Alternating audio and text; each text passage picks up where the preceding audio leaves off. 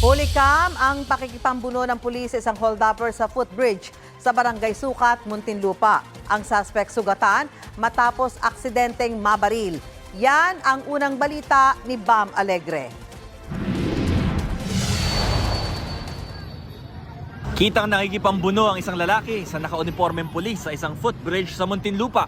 Biglang bumunot ang baril ang lalaki at tinutukan ng pulis. Nasalag at pilit inagaw ng pulis ang baril mula sa lalaki at aksidente siyang nabaril. May dumating na isang lalaki na tila tumulong. Ayon sa Southern Police District, pulis mula Muntinlupa ang nasa video na si Police Staff Sergeant Lloyd Francisco. Nangyari raw ang viral video nitong Martes sa East Service Road, Barangay Sukat.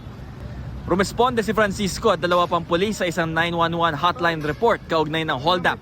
Base po sa salaysay ng biktima, nung magbabaan lahat ng sakay ng jeep sa tapat po ng isang gasolinahan sa East Service Road, Barangay Sukat, Muntinlupa City, ay biglang sumakay sa jeep ang suspect at agad nagdeklara ng hold-up habang nakatutok po sa biktima yung baril.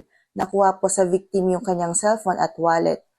Sa footbridge na ito, tumakbo ang suspect matapos ang kanyang pang-hold up. Kaya dito siya hinabol at kinumpronta ng mga pulis. Hindi nagtamo ng anumang sugat o pinsala ang mga rumesponding pulis.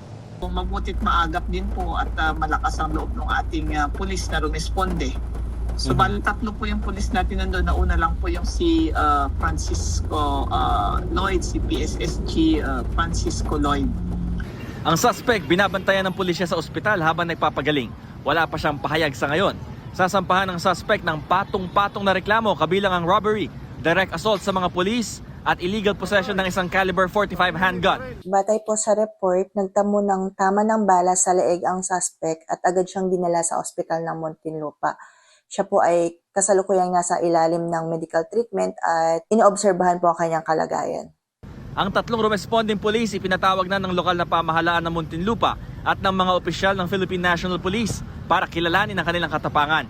Naibalik naman sa biktima ng pang-hold up ang kanyang cellphone, bag at wallet. Ito ang unang balita mula Muntinlupa, Bam Alegre, GMA News.